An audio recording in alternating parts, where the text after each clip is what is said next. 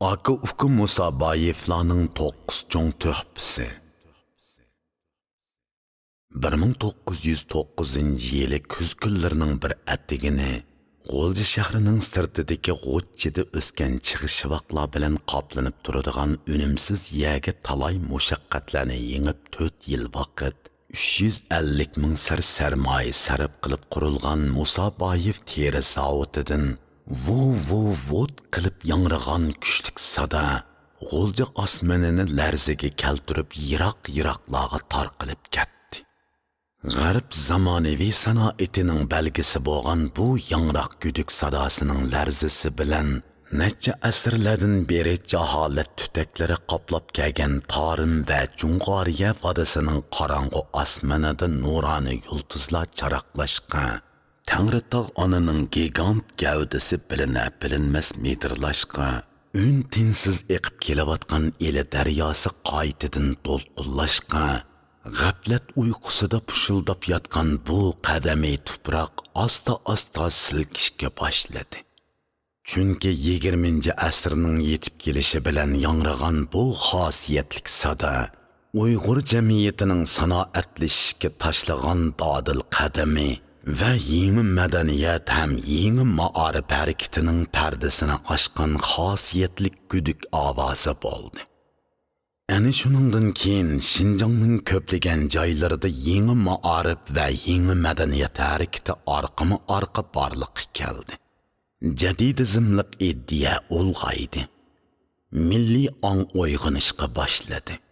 G'o'lja, Qashqa, Xotan, Otush, Kucha, Keriya, Qog'iliq, Turpan, Cho'chak, Guchunglarda yangicha maktablar qurildi.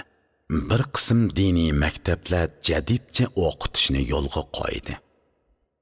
Qashqada Umarboyning paxta zavodi, Turpanda Muhitilarning paxta zavodi, Yakinda Tashaxunumning sarangi zavodi va Mas'udning raq to'qish korxonasi qurildi. Sanoatlashish iqtisodning gullanishi va jamiyat taraqqiyotining muqarrar yo'li. İctimai ishlab chiqarish kuchlarining taraqqiy qilib muayyan bosqichga yetganligining belgisi. İnsaniyat tarixidan ayonki sanoatlashish musobaqasi intayin zo'r mushkulotlar bilan to'lgan bo'ladi. Ammo sanoatlashishni amalga oshirolmagan millatlar zamonaviy millatlar qatoridan hargiz o'rin ololmaydi. Shubhisizki Aka Ufku Musabayevlar Xinjiang milliy sanoatining vakili bo'lgan Musabayev teri zavodini qurish orqali milliy hayotimizda yangi burilish yasadi, yangi tarix yaratdi. Ular bu zavodni hukumat tarafining sanoatlashtirish planidan ig'iz ochqili bo'lmaydigan zamonda ro'yobga chiqadi. U chaqda yangidan gullanayotgan xususiy korxonalarni yo'lash, o'ttira uzoq muddatlik qarz pul berish orqali ularning moliyasini kafolatlantirish, ularni qurilish mablag'i bilan ta'minlash deganlardan aslo ig'iz ochqili bo'lmaydi. Jamiyatning tub xarakteri qaloq feodallik jamiyat edi. Egilik shakli to'limi qaloq edi. Iqtisodiy ahvoli bakmi namrat edi. İjtimoiy qatlami oddiy ham töven holatda edi. Rossiya imperiyasining himoyasi ostida Xinjiangda boj topshirmay, yuqori imtiyoz bilan talon-taroj xarakterlik savdo qilayotgan Rossiya savdogarlarining savdo zo'migarligiga taqobil turish eng qiyin masala edi. Qisqasi o'zining turli ijtimoiy, iqtisodiy, siyosiy masalalarni hal qilishga qurbi yetmaydigan mukammal bo'lmagan bir jamiyatda bundoq bir zamonaviy zavodning qurilishi, bundoq bir yangi korxonaning borliqqa kelishi mo'jiza hisoblanadi. Garchi bir zavodning qurilishi bilan milliy sanoatning taraqqiyotiga va milliy egilikning ko'p manbalashishiga asos sog'ilib bo'lmasimi, ammo bu ilhom baxsh yangi hodisa texmi ko'p korxona shirkatlarining borliqqa kelishiga turtki bo'lmay qolmaydi. Milliy korxonalarning ko'plab qurilishi, milliy sanoatning taraqqiy qilishi tabiiy holda milliy burjuaziya qatlamining shakllanishiga, texnik xodimlarning borliqqa kelishiga, boshqurg'uchilar ham malikilik ishchilar qo'shunining yetilishiga asos bo'ladi. Buning natijasida jamiyatning yuqori qatlamiga mansub bo'lgan, iqtisodning va jamiyatning aylanish qonuniyatini tushunadigan, siyosiy tafakkuri yetilgan, milliy engi o'yg'ongan kishilar to'pi shakllanadi. Şuna Aku Musabayevlarning zavod qurishini 20-asr Uyg'ur tarixidagi ahamiyati eng zo'r, inqilob xarakterlik voqealarning biri deb aytishga bo'ladi.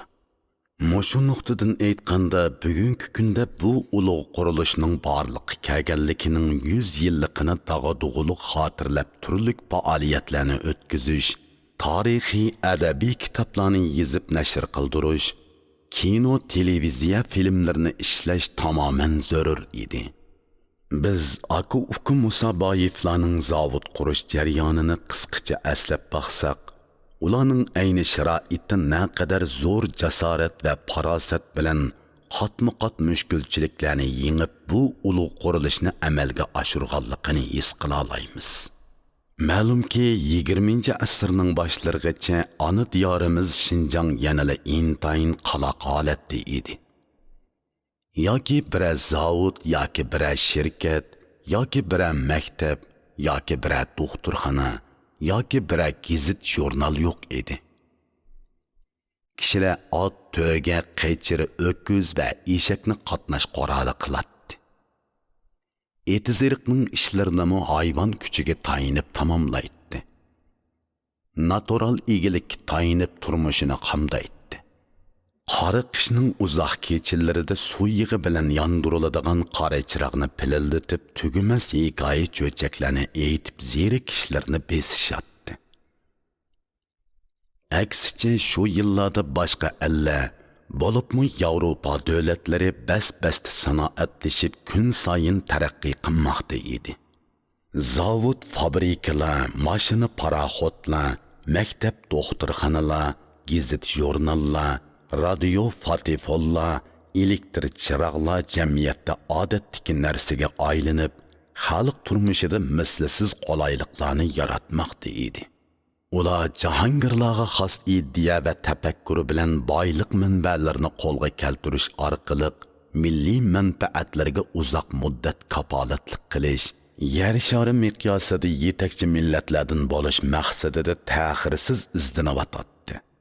Dunyodagi eng kuchli imperiya bo'lgan Britaniya imperiyasi bilan Rossiya imperiyasining mustamlika va manfaat talashish ko'rishi, O'rta Osiyoda eng kaskin bo'lgan, O'rta Osiyo zemini Rossiyaga tutash bo'lg'achqa Rossiya raqobatda tabiiy afzallikka ega edi. O'rta Osiyo rayonining chorvachilik va dehqonchilik ishlari taraqqiy qilgan bo'lib, moddiy boyliqlari mo'l edi. Bu rayon Angliya bilan zo'magarlik talashishdagi strategik o'rin hisoblanadi. Şunu Rossiya uchun nihoyat muhim edi. 1861-yili Rossiya sanoatni taraqqiy qildirish uchun yanchilik tuzumini bekor qildi. Bu hol sanoatning yanama rivojlanishiga yangi yo'l ochib berdi. Haqiqatan mu yanchilik tuzumi bekor qilingandan keyin Rossiyaning sanoat kapitalizmi nihoyat tez taraqqiy qildi.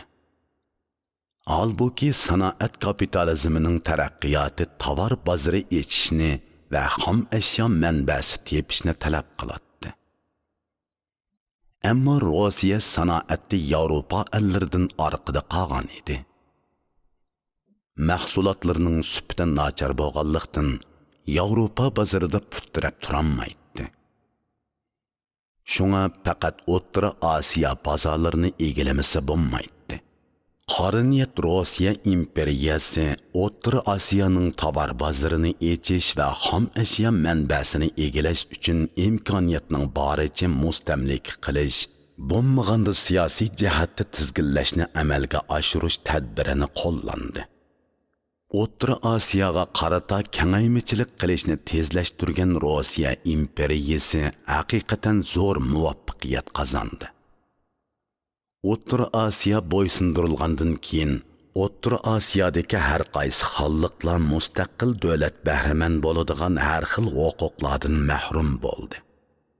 O'rta Osiyodagi har millat xalqi har xil xo'rliq va zulmga yetkucha uchradi. Bu yillarda tunji qitimliq sanoat inqilobini boshdan kechirayotgan Rossiya O'rta Osiyoda qatnashni yaxshilab temir yo'llarni ko'plab yasadi.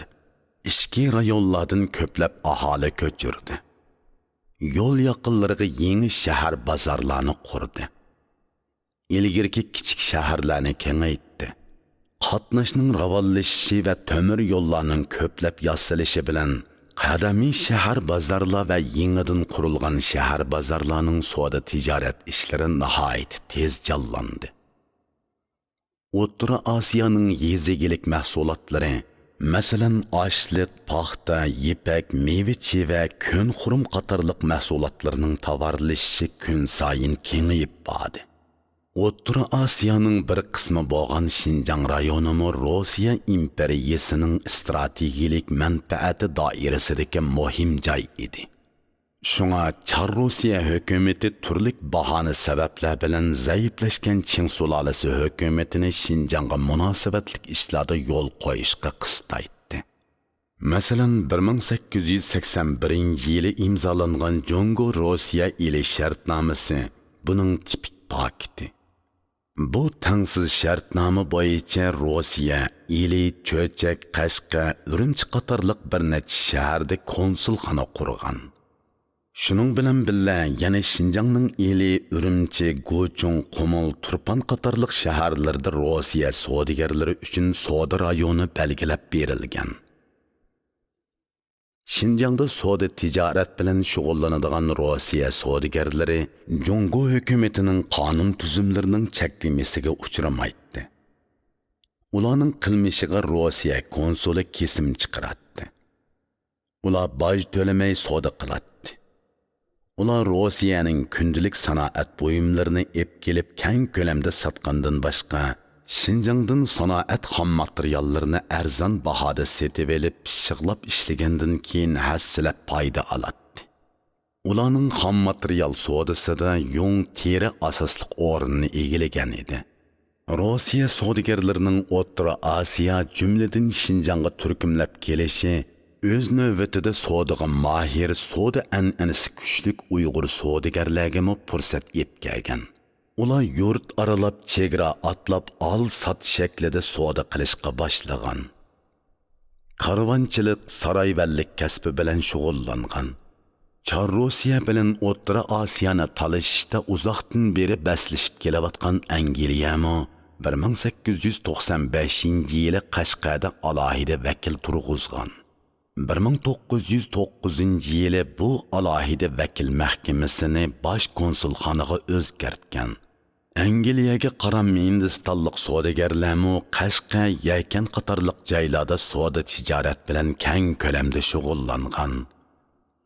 Natijada 19-asrning oxirlari va 20-asrning boshlari Xinjiangda saroy tijorati yuqori to'lqinga chiqqan. Joylarda karvonlar va savdogarlar uchun turkum saroylar qurilgan. Masalan, Qashqani misolga olsak, maxsus chet el savdogarlari ijaraga elib qurgan xom bozoridagi Hindi saroyi, To'ga saroyi, Parang saroyi qatorliq chet elliklar qurgan savdo saroylaridan boshqa yerliklar tarafidan 50 dan ortiq maxsus savdo saroylari qurilib, har qaysi saroylarda o'xshamagan mol turi bo'yicha tovar oboroti yo'lga qo'yilgan. Shahar ichida qurilgan yuqorqi savdo saroylardan boshqa Qashqaning 9 nahiya 26 yezisida 140 tak bozor bo'lib, bu bozorlarda yerlik xom ashyo, pishiqlangan qo'l sanoat buyumlari savdosi va chet el tovarlarini top va parcha setish savdosi ep berilgan. Qashqa, Yakan, Ili, Cho'chak, Urumchi, Gochung, Qumul, Turpan savdo tijorat jonlangan o'rinlar bo'lib qolgan. Qisqagina 10-20 yil ichida Qashqa, Otush, Turpan va Ilining savdogarlari ana diyoridan halqib ishki o'lkalarga va O'rta Osiyo o'lkalariga qatnaydigan savdogarlar to'pini shakllantirgan. Şu yıllarda bir qism Uyg'ur boylari tijorat ehtiyoji bilan Yevropaga qadar borgan. Ular Yevropa ellarining taraqqiyot manzarasini ko'rganda o'z yurtining qaloq qiyofati bilan selishtirib ichidan o'rtangan. Bu yillarda yana O'rta Osiyo o'lkalarida tatar jadidchiligining ta'siri kun sayin kuchayib milliy ong uyg'onishga, yengillikqa, taraqqiyotga intiladigan kayfiyat umumlashishga boshlagan. Yana bir jihatdan Rossiya, Yevropa va Turkiya qatorliq joylar bilan ba'di keldi munosabatlar qo'yiqlashish natijasida Iroqni ko'rar savdogarlar va oz sondagi yosh o'lama ziyolilarning ko'zi ochilishga boshlagan. Shunga ular ana diyorining Yevropadek taraqqiy qilgan manzarasini ko'rishni to'lima arzu qilgan. Hamisha bu arzusini amalga oshirishning yo'llari ustida izlangan. Shularning orasida 1890-yillarning oldi kaynida Rossiyalik savdogarlar bilan ko'p savdo qilib, tijoratdagi farosati va mahorati bilan dong chiqarib, Musaboyevlar deb tanilgan Husanboy va Bahovuddinboy ismli aka-uka savdogarlar bor edi. Ular savdo kapitalining ko'pligi va rus tiliga mohirligi bilan Rossiyalik savdogarlarning intayin ishonchisiga erishgan. Bu ikki yildan otish eksaqliq dangliq savdogar Musaboyning cho'ng ayolidan bo'lgan bolalari edi. Ular g'ayrat jasoratlik, pam farosatlik, insof diyonatlik qiron yigitlar bo'lib, dadasi Musaboyning yaxshi tarbiyasida o'sib yetilgan edi. Musaboy hojim o'g'illariga doim pulning xo'jasi bo'lmay, bilimning xo'jasi bo'linglar deb nasihat qiladi. Musaboyev jamiyati ana diyorimizda milliy sanoatning bayrog'ini tunji qitim tiklagan va yangicha ma'arifning mash'ilini tunji qitim yondirgan avangard jamiyat bo'lib, ularning jasoratlik ham farosatlik o'g'lonlari biz bugungi kunda iftixor bilan tilga elayotgan tarixiy tuhfalari bilan tariximizning shonliq sahifalaridan o'rin oldi. Men 10 necha yildan buyon chamimning yetishchi material to'plash, o'rganish, izdanish va tadqiq qilish orqali Musaboyev teri zavodi qurilganligining 100 yilligini xotirlash maqsadida aka-uka Musaboyevlarning unutilmas 9 cho'ng tuhfasini yakunlab chiqdim. Mening Musaboyev teri zavodining 100 yilligini xotirlashni tutqi qilishimdagi sabab shuki, bu zavodning qurilishi va taraqqiyoti Şinjangda 20-asrda yuz bergan zo'r tarixiy voqealar bilan birikib ketgan. Xuddi Wei Changxun aytgandek, Musaboyev teri zavodining tarixiy o'zgarishini tadqiq qilish, Şinjang milliy burjuaziyasining borliqqa kelishi va taraqqiy qilishini tadqiq qilishdagi oshqushliq masala bo'lib qolmasdan, ya'ni yaqinqi zamon Şinjang jamiyatining alohidaligi va qonuniyatini bilishga intayin foydali. Shunga aka-uka Musaboyevlarning hayotidagi eng shonliq utuqlarining biri bo'lgan Musaboyev teri zavodining 100 yilligini xotirlash munosabati bilan bu maqolamni yozdim. 20-asr Uyg'ur tarixidagi Musaboyev jamiyati, Muhitila jamiyati va Tashaxunum jamiyatidan iborat dongliq 3 jamiyatning biri bo'lgan Musaboyev jamiyatining eng mashhur vakillari aka-uka Musaboyevlarning bizni iftixorlantiradigan unutilmas 9 cho'ng tuhfasi tovandikicha. Birinchi tuhfa Musaboyev teri zavodini qurish. Jungo yaqinqi zamon tarixida hukumat tarafining sanoat bilan shug'ullanishi bir qadar baldur bo'lsa-mu, ammo savdogarlarning sanoat bilan shug'ullanishi Javu yilidagi, ya'ni 1894-yilidagi Jungo Yaponiya urushidan keyin boshlangan. Ilgari hukumat savdogarlarning sanoat bilan shug'ullanishini cheklab kelgan. Yaponiya bilan bo'lgan urushda Qing sulolasining shuncha cho'ng davlat turib yengilib qelishi Jungoliklarni qattiq xo'rliqda qo'ygan. Shuning bilan qudrat tepish uchun jazman Yaponiyaga o'xshash ajnabiylardan o'rganishning zarurligi yana bir qatim tonib yetilgan. 1895-yili Jiangsulik Jiangjian degan savdogar tunji bo'lib bo'yoqchilik zavodi qurgan. uzoq o'tmay paxta to'qimachilik fabrikasi qurgan. 1901-yili yangi siyosat yo'lga qo'yilgandan keyin savdogarlarning sanoat bilan shug'ullanishi oshkora rag'batlantirilgan. Natijada zavod korxona qurish to'lqini shakllangan.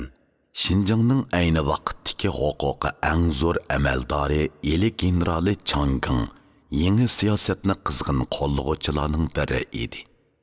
Shu sababdan Şinjangdami savdogarlarning an'anaviy al-sot shaklidan halqib, ishlar yasa sot shaklida savdo qilishiga imkoniyat hozirlangan.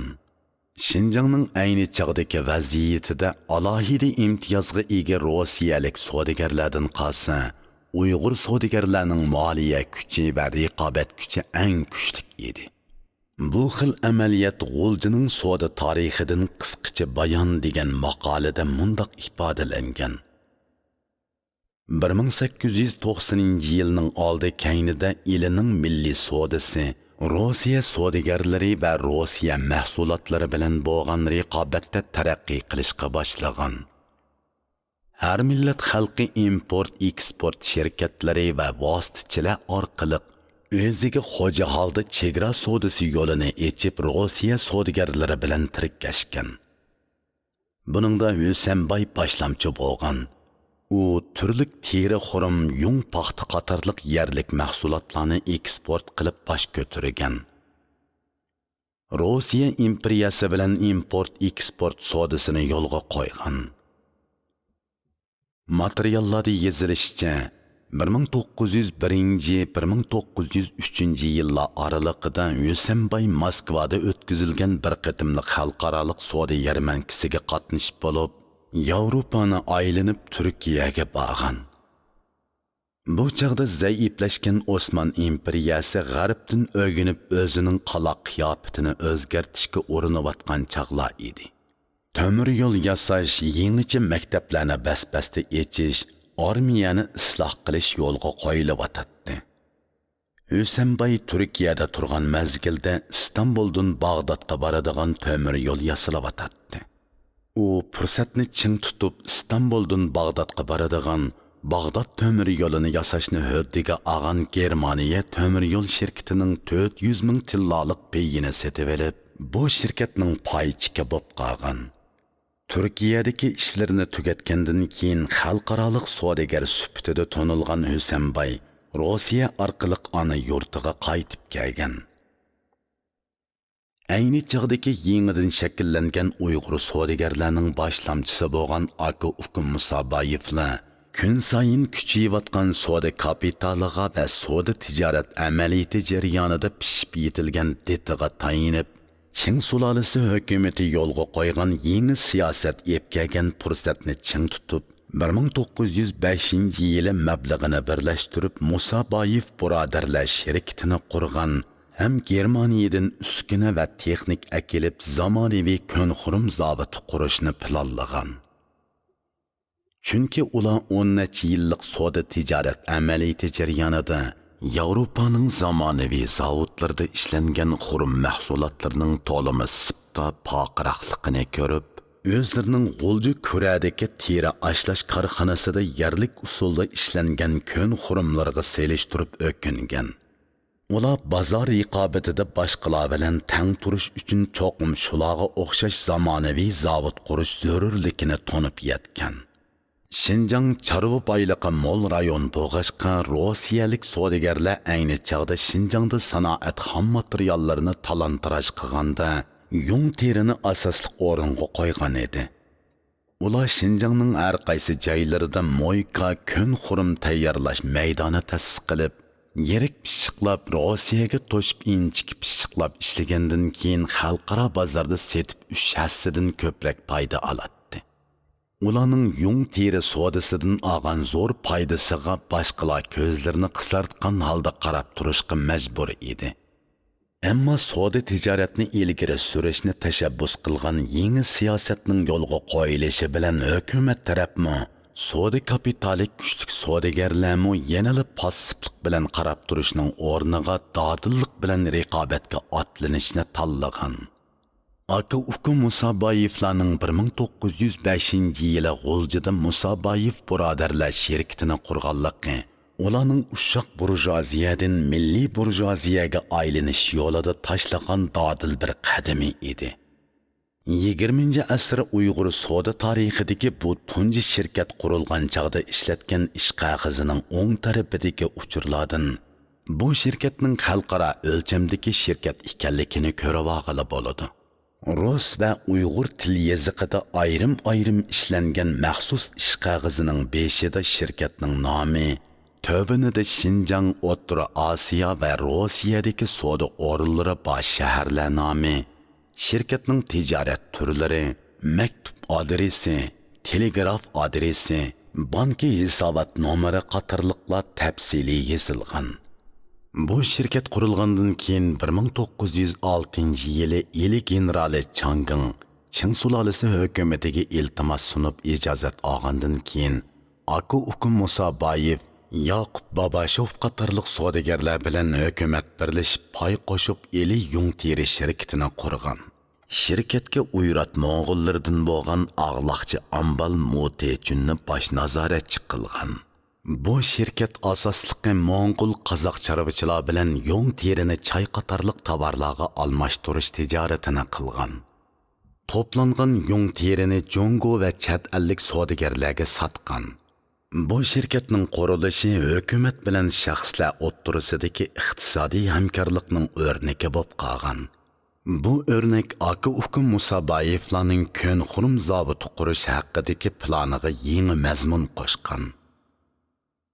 Ko'nxurum kasbi bilan pishiq tanishligi bor Aka Uka Musabayevlar o'zlarining kuchli kapitali va chivar kallasiga tayinib, dadillik bilan savdo kapitalini sanoat kapitaliga aylantirib zamonaviy Ko'nxurum zavodi qurishni planlaganda, tarixiy tajriba saboqlarini nazarda tutib zavod qurishda hukumatning ma'lum darajadagi mablag'ini pay sifatida qetish orqali keyingi ishlarda duch kelish mumkin bo'lgan to'salg'u va xayim xatarni azaytishni o'ylagan. Shuning bilan Aka Uka Musabayevlar Eli generali Chang'inga birlashib Ko'nxurum zavodi qurish to'g'riliq hukumatga iltimos sunib beqishni tavsiya qilgan. Buni biz ayni yillarda Shanxayda inglizlarning boshqurishida nashr qilinadigan Jongodagi eng tanliq gazet Shinbao gazetiga 1909-yili besilgan bir xabardan aniq his qila olamiz. Bu xabarda mundaq deyilgan: Uyg'ur boylardan Hüsenbay mablag' chiqarib pay qo'shib Ko'nxurum zavodi qurishni xohlaydi. Turli kun tayyorlanib Jongo va Rossiyaning har qaysi joylarida sotiladi. Dasmoyisi 250 ming sar bo'lib, hukumat dasmoyining yerimini chiqaradi. Mazkur savdogar yerimini chiqaradi.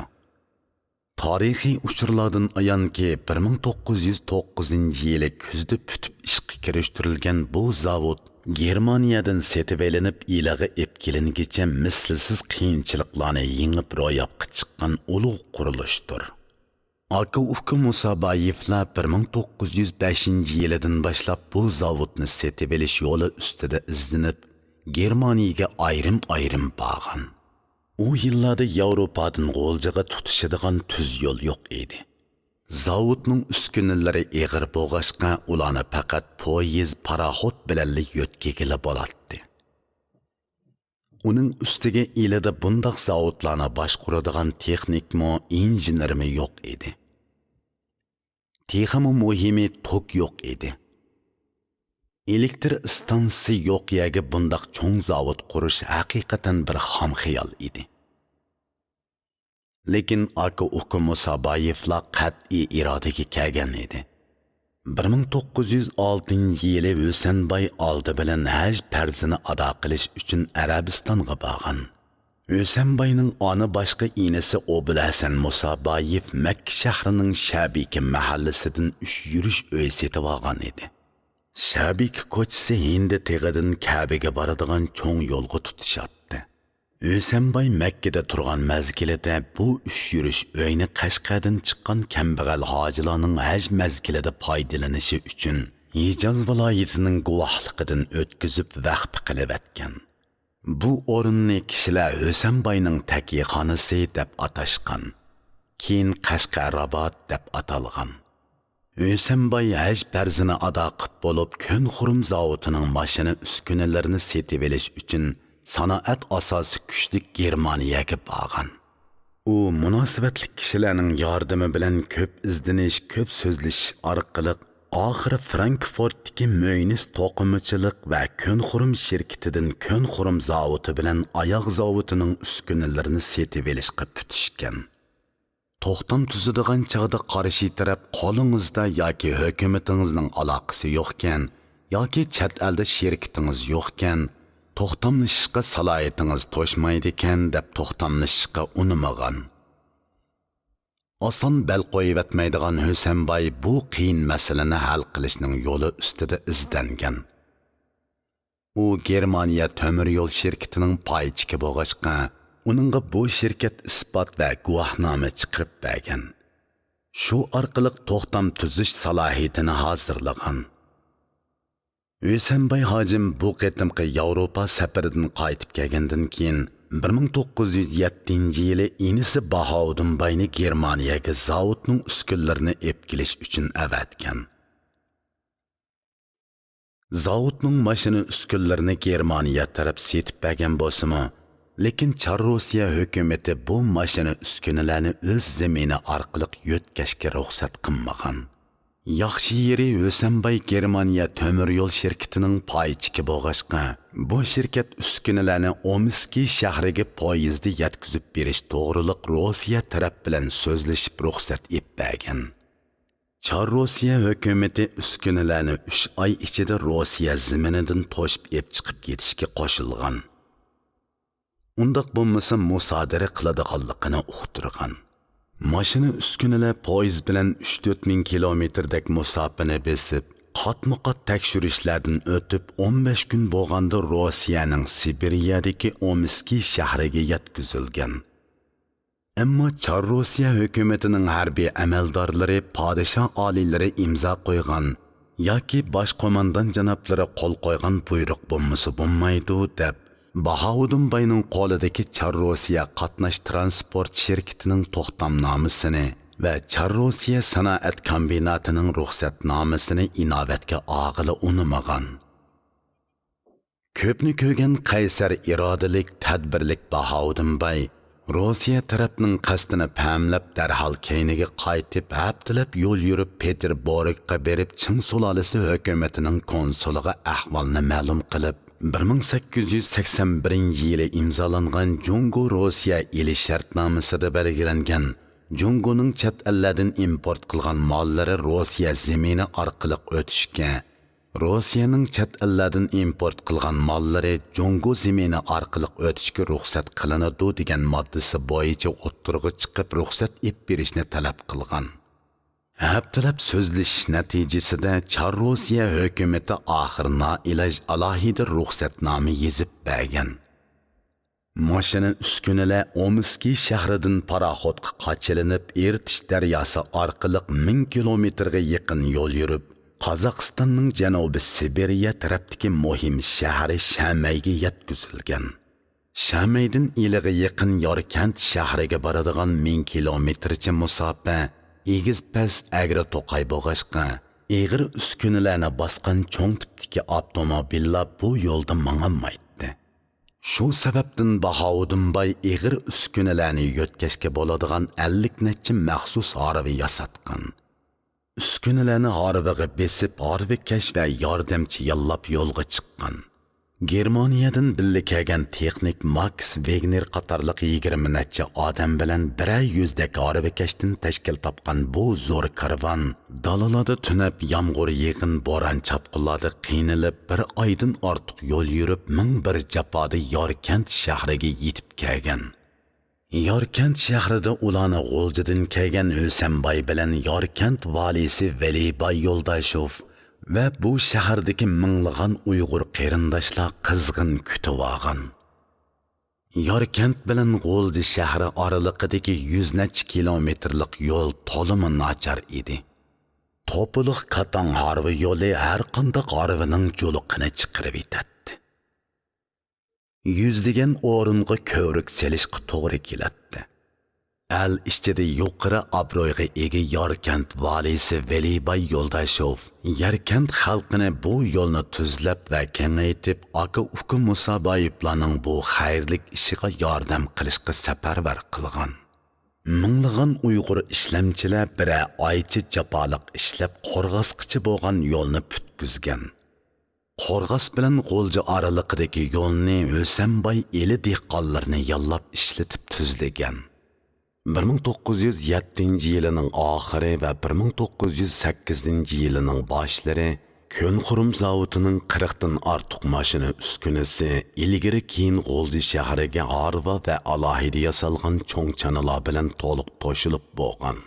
G'o'lji shahrining sirtidagi chig'ishivoqlar bilan qoplanib turadigan 167,600 kvadrat metr ko'lamdagi o'ringa zavod qurishga tutish qilingan. Bu o'rin zavod Qorov deb atalgan. Qurilish ishchilarini Rossiya tavasidan taklif qilish bilan birga yana zavodga kerakli qishlarni Rossiya tavasidan yo'tkab kelgan. Musaboyev teri zavodi ona diyorimizdagi tunji sanoat korxonasi bo'lg'achqa ishlab chiqarish texnikasi va boshqurish bilimlarini egallash muhim masala edi. Germaniyalik texniklar zavod Qorovdan 200-300 metrcha yiroqdagi maktab Qorovda 3 qarorda 500 ga yaqin yoshni tarbiyalagan. Keyin ulardan 200 dan ortiq ishchi tanlanib, tariximizdagi tunji ishchilar qo'shini bo'lib qolgan. 2 yil o'tib 1909 yilning kuz kunlariga kelganda zo'r ko'lamdagi zavod qurilishi bitgan. 25 metr egizlikdagi 1909 degan son ko'rinarli qilib gavdalantirilgan turxun ko'kni qad ko'tarib, yiroq-yiroqlardan ko'zga tashlanib turgan. Bu turxun yillarning o'tishi bilan G'o'lji shahridagi belgi xarakterlik qurilish bo'lib qolgan, ham zamonaviy sanoatning simvoliga aylanib qolgan. 75 kilowatt tok chiqara oladigan bir generatori va yurishlashgan mashina uskuna ishlab chiqarish bo'limlari bor zamonaviy Musaboyev teri zavodi rasmiy ish boshlagan. 50 lampushka yoritilgan, sexlar aro telefon aloqasi o'rnatilgan. 10 xilga yaqin mahsulot ishlab chiqarilgan. Kuniga o'tiri hisob bilan 120 kali terisi pishiqlab ishlangan. Eli xalqi bu zavodni o'zlarining til odati bo'yicha oddiylashtirib, O'sanboy teri zavodi deb atashgan. Bu zavod qurilib 2 yildan keyin Qing sulolasi og'dirilib Junxo Mingo qurilgan. 1912 yili 1-oyda elida Shinxay inqilobi portlab o'z oldiga hukumat qurilgan. 1912 yili 3-oyda Yang Zingshin Xinjiangga bosh mufattish bo'lgan. 1913 yili Yang Zingshin elidagi Shinxay inqilobining rahbarlarini turli amallar bilan pak-pokiza tozalab bo'lgandan keyin Chang'ing zamonida qetilgan Musaboyev teri zavodidagi hukumat payini yondirib olib, o'zining moliya qiyinchiligini hal qilmoqchi bo'lgan. Natijada 1913 yili Jiang Shuiqing degan kishini G'o'ljiga avatib hukumat payini qaytirib olgan.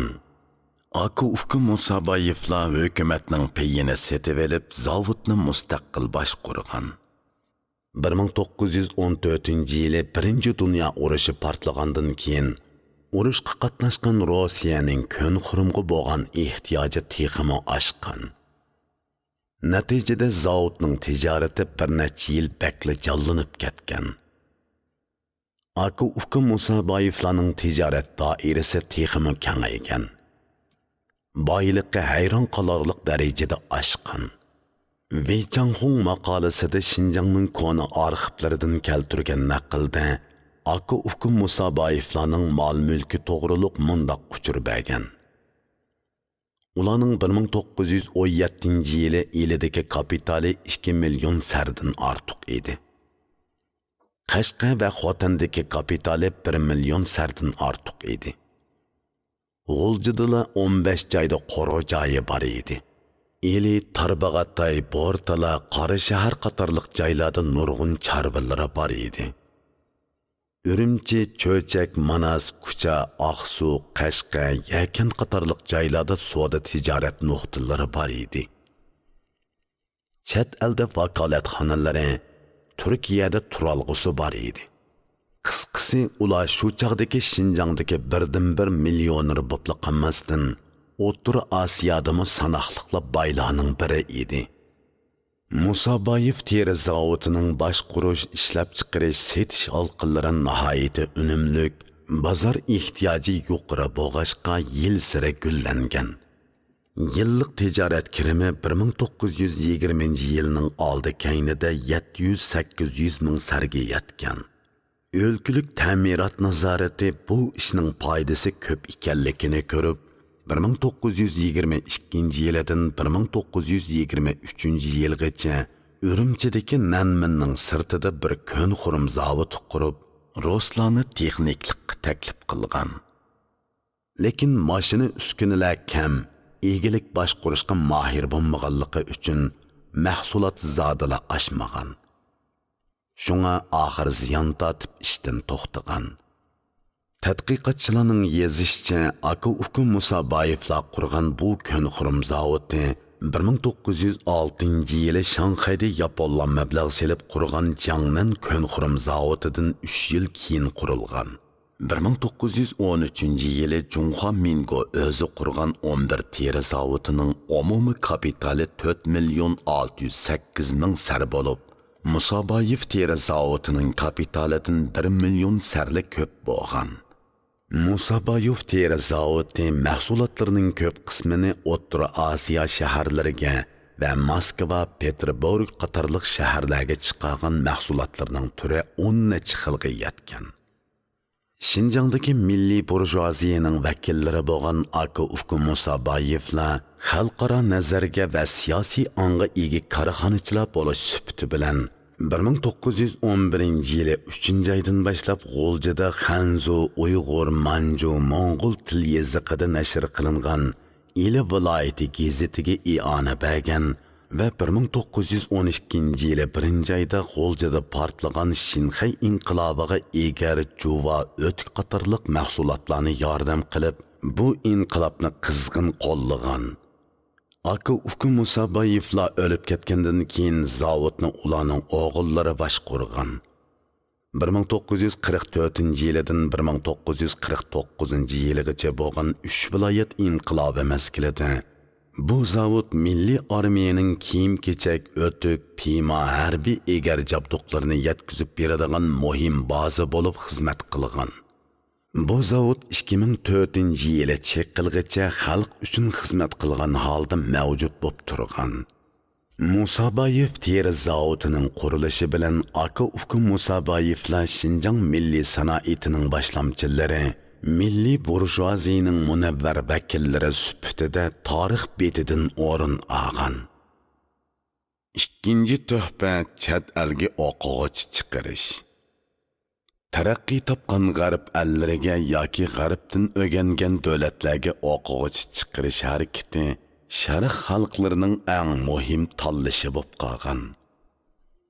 Jungo tarixida chet elga hukumat xarajati bilan o'quvchi chiqarish harakati tunji qitim Guangdonglik Ronxung ismli kishining Qing sulolasining obro'yliq vazirlari Zingofan va Li Hongjianglarga takror iltimos qilishi orqali amalga oshib 1872 yili boshlangan. Shu yili tunji turkumda 12 yoshdan 16 yoshgacha bo'lgan 30 o'smir Amerikaga o'qishga avatilgan. Keyin yana 2 turkum o'quvchi avatilib, bu harakat to'xtab qolgan. Shuning bilan 1901 yili Sishi Tayxu yangi siyosatni yo'lga qo'ygandan keyin ondan chet elga chiqib o'qish harakati izchil ham keng ko'lamda davomlashgan. Shinjongning ma'arif tarixida 20-asrda chet elga o'quvchi chiqarish harakati 4 qitim bo'lgan.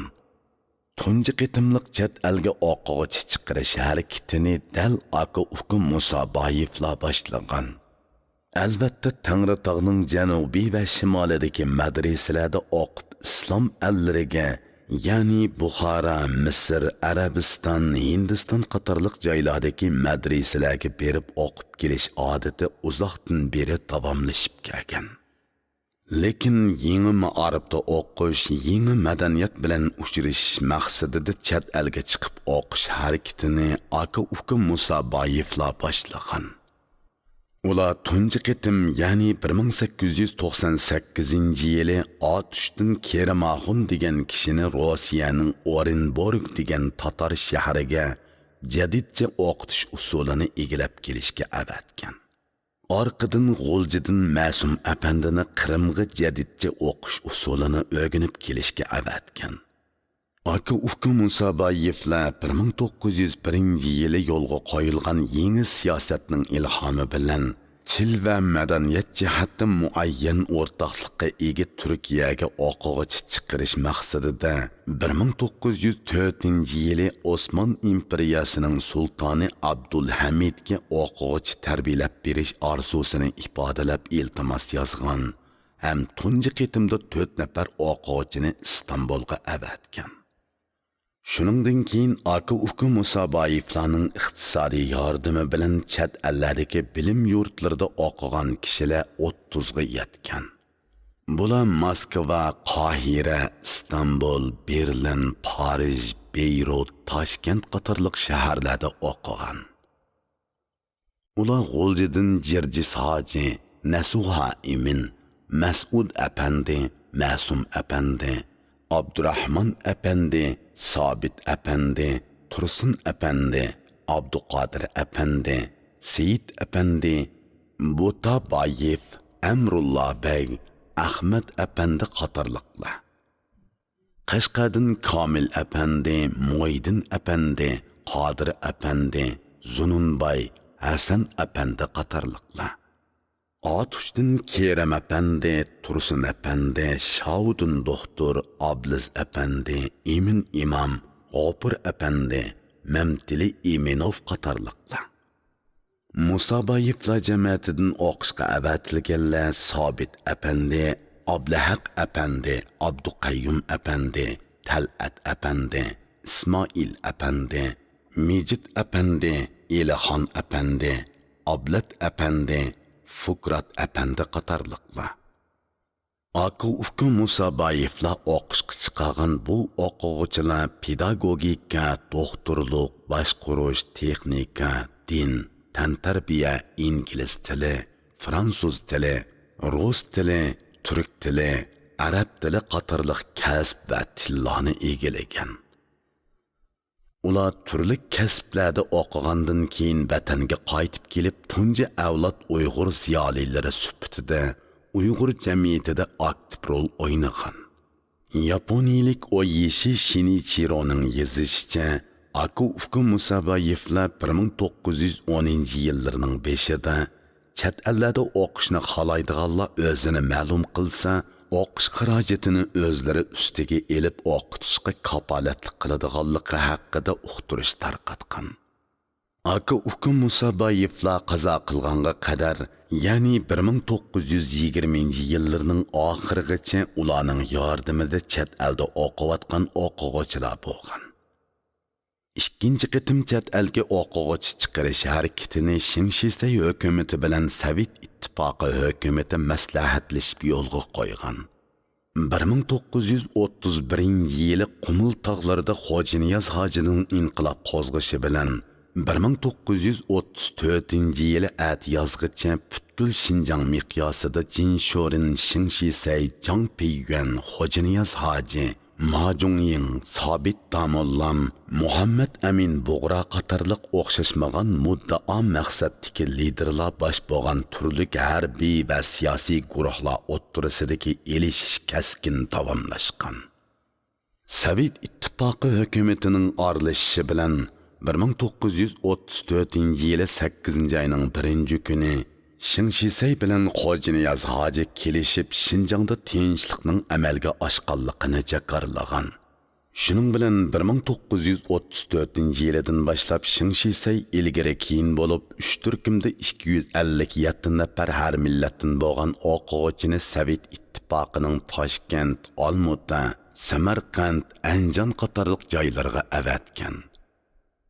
Bu qitimqi chet elga o'quvchi chiqarish harakatida Sayfiddin Azizi, Saydullah Sayfullayev, Ablimit Mahsutov, Ablimit Hajiyov, Abdullah Zakirov qatorliq bir turkum marksizmchi Uyg'ur ziyolilari yetishib chiqqan.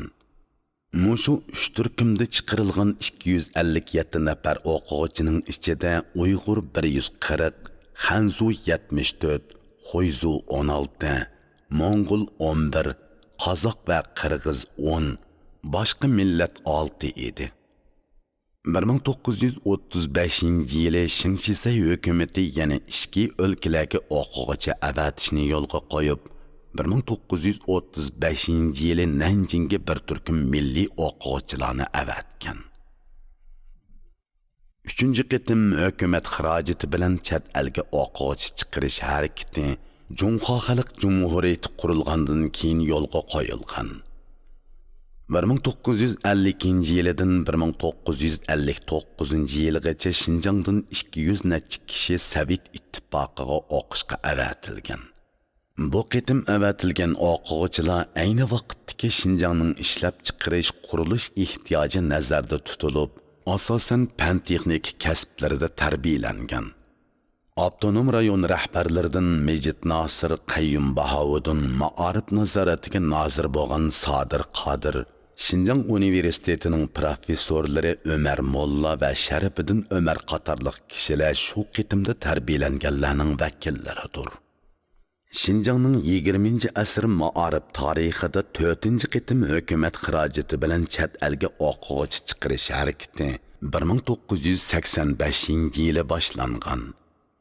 Chunki 60 va 70-yillardagi ishikni taqib elishdek bekinma siyosat tufayli chet elga o'quvchi chiqarish harakati uzilib qolgan. 1980-yilining boshlari Jungo miqyosida islohot ishikni sirtqi echib etish siyosatining kuchayishi bilan 1985-yildan boshlab avtonom rayon har yili pul ajratib chet elga oliy maktablarning o'qituvchilarini o'qishga avatishni, Yaponiyaga berib xususiy universitet jamiyatiga o'quvchi avatishni nuqtali qo'lladi. Shuning bilan dastlabki qadamda Şinjan Universiteti, Şinjan Tibbiy Universiteti, Şinjan Yezigilik Universiteti, Qashqar Pedagogika instituti qatorliq oliy maktablar umidlik yosh o'qituvchilarni turkumga bo'lib Yaponiyaga o'qishga avatdi. Bu harakat bara-bara kengayib boshqa davlatlarga avatishga taraqqiy qildi. Ham o'z xarajati bilan o'qishga chiqadiganlar yil sari ko'payishdek ahvol shakllandi. 3-chi tuhfa jadidchi maktab echish.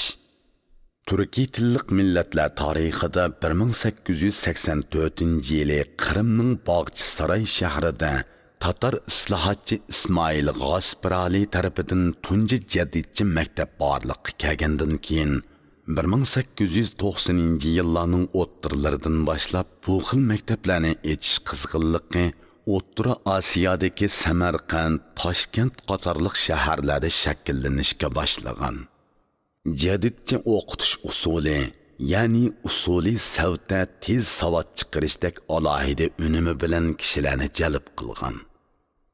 Taraqqiyparvar savdogar Aka Uka Musoboyevlar 1899-yili ona yurti Atush Eksaxda jadidchi maktab echib, Şinjan tarixida tunji bo'lib yangi ma'arifni yo'lga qo'ygan.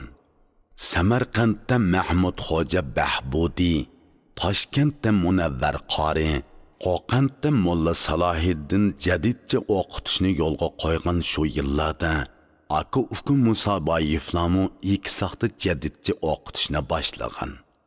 Uzoq o'tmay G'o'ljudimi jadidchi maktab ochgan. Shundoq bo'lg'achqa Aka Uka Musoboyevlar Uyg'ur yangi ma'arifining ulsog'uvchilari jaholatlik yillarda ma'rifat mash'ilini boturlik bilan yelinjatgan qaysar azamatlardan hisoblanadi. Yaponiyalik tadqiqotchi Oyishi Shinyichiro G'o'lji shahrida echilgan jadidchi maktabning ahvoli to'g'riliq Rossiyada tatarcha chiqadigan vaqt gazetidagi xabar asosida mundoq yozadi. 1909-yili 6-ayning 23-kunidagi Vaqt gazetiga besilgan G'o'ljadan berilgan xabarda Musabay jamiyati o'qitayotgan 27 nafar yetim boladan imtihon oldi. Bulturqidaklam muallim Sara xonim ularni yaxshi tarbiyalab har xil hunar, hisob, jo'g'rofiya o'rgatildi deyilgan. Buningdan qaraganda kechikkandami 1907-1908 yillari oralig'ida G'o'ljada Musabayevlar ilkidagi maktab mavjud edi. Aka-uka Musabayevlar Uyg'ur ma'arif tarixidagi tunji to'liqsiz o'rta maktabni 1920-yili G'o'ljada qurgan bo'lib, bu maktab Roshdi maktab deb atalgan. Bu maktabni Abdurahmon apandi boshqurgan. Tursun apandi, Ma'sum apandi, Xelil apandilar o'qituvchi bo'lgan. 4-tuhfa kasbiy ma'arifni yo'lga qo'yish. Aka-uka Musabayevlar setib zavod uskunalari 1907-yilining oxiri va 1908-yilining boshlari G'o'ljaga to'liq to'shilib bo'lgandan keyin ular germaniyalik Max Wegener degan texnikning yordamida 1908-yilning o'ttirillari zavod qo'ruvining peqinida hozirgi Eli pedagogika institutining o'rnida texnik va ishchilarni tarbiyalaydigan maktab ochgan. Chunki zamonaviy zavodning talabiga loyiq ishlab chiqarish texnikasini va boshqurish bilimlarini egallagan ishchilar qo'shuni bo'lmasa, zavodni unumlik mangdurg'ili bo'lmaydi. G'o'lja xalqi yangi qurilgan bu kasbiy maktabni maktab qo'ru deb atagan. Maktabda Max Wegener'dan boshqa Emir Damulla, Nizomiddin va bir necha tatar muallim dars o'tgan. O'zambay hamma ish o'z odamlarimizning qo'lidan chiqadigan bo'lsin deb topilgan. Zavod ishlab chiqarishga kirishtirilgacha bo'lgan 1,5 yil vaqtda 3 qaror o'quvchi qabul qilinib, 500 dan ortiq o'quvchi tarbiyalanib, texnik, master, tokchi, boshquruvchi, kassir, ishchi yetishtirilgan. Bulardan 200 nafari dastlabki qadamda ishchilikka tanlangan.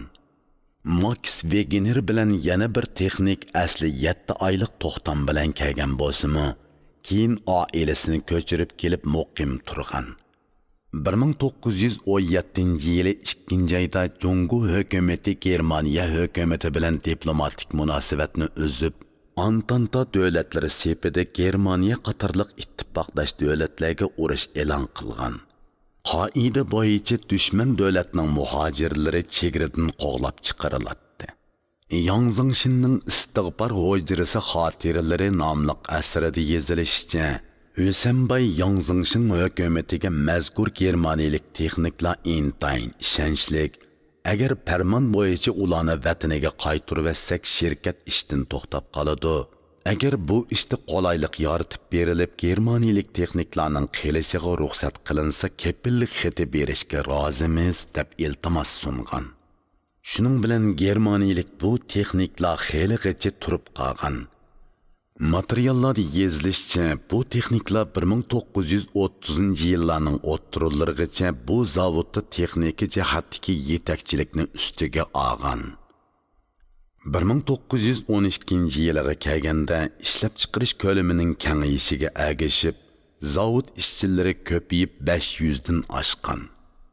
Shu chaqda aka-uka Musabayevlar Rossiyaning Qozon shahridan Xalija Abistay qatorliq 4 ayol o'qituvchini taklif qilib, G'o'ljada ayollar hunar maktabi degan maktabni ochgan. Bu maktabda madaniyat darslaridan tashqari tikkuchilik, kesimchilik, yung popayka, sharpa, yog'liq va palay to'qish, rashiliya ishlash, kashtichilik qatorliq hunarlar o'rgatilgan. Bu maktab 1950-yillarda taqilib qolganga qadar 10 mingga yaqin ayol hunarvanni tarbiyalab yetishtirgan. 5-tuhfa Darul Muallimin qurish.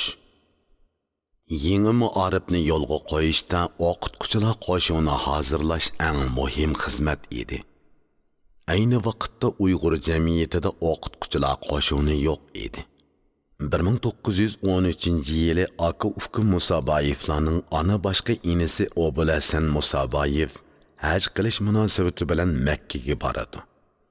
Qaytishida akallarning topshiriqiga asosan Osmon imperiyasining markazi Istanbuldan Ahmad Kamal ismli 24 yoshlik bir o'qituvchini billa ep keladi. Ular 1914-yili atiyozda otishga yetib keladi. Bahauddin Bay uni qizg'in qarshi oladi. Ular maslahatlashib Qashqar shahrida maxsus ibtidoiy maktablar uchun o'qituvchi tarbiyalaydigan Darul Muallimin qurmoqchi bo'ladi. Lekin Qashqar shahridagi Ömerbay qatorliq mutaassib kuchlar qattiq qarshi turib Darul Muallimin maktabini ochishga yo'l qo'ymaydi. Oxir amal bo'lmaganda shu yilning oxirigacha Ustunatushning Eksoq kentida o'lchamlik zamonaviy maktab selib, Qashqa va otish tavasidan boshlang'ich tarbiya ko'rgan ziyrak yoshlardan birer yuzni tanlab o'qituvchilik tarbiyalaydi. Ustunatush xalqi bu maktabni Habibzoda Darul Muallimin deb atashgan. Chunki Ahmad Kamalning to'liq ismi Habibzoda Ahmad Kamal edi. Bahauddin Bayning xarajati bilan bu maktabning 1915-yili Rossiyaning Orenburg shahrida bostirilgan Elifbai Turki nomli Elifba kitobining muqovasiga Qashqar Darul Mualliminning darsligi deb yozilgan. Ahmad Kamal o'z aslimisida Atush Darul Muallimin deb atagan. Bu Darul Muallimin tutishiga Turkiyadan Amrullah Bey, Hikmet Bey qatorliq 40 yoshlar chamisidagi bir necha ziyoli Qashqarga kelib qolgan. Hikmet Beyning Osiyoda 5 turk degan kitobidagi ma'lumotlardan qaraganda, ular 24-25 yoshlardagi Ahmad Kamalning bu maktabni boshqarish jihatda hissiyotga berilib bolalarcha so'z harakatlarni sodir qilganligini ko'rib, uningga ko'p yo'l o'rgatgan. Ba'zi ishlarning oshirib o'tmasligi haqida nasihat qilgan. Bo'libmi e'tiqod bilan siyosiyga taqiladigan masalalarda ehtiyotchan bo'lishni aytgan. Ularning orasidagi Amrullah Bey pedagogikalik farosati yuqori, bilimi mo'l kishi bo'lib, Qashqar bilan Atushda 20 yilcha turib yangidan ochilgan bu Darul Muallimin uchun unutilg'isiz xizmat qilgan.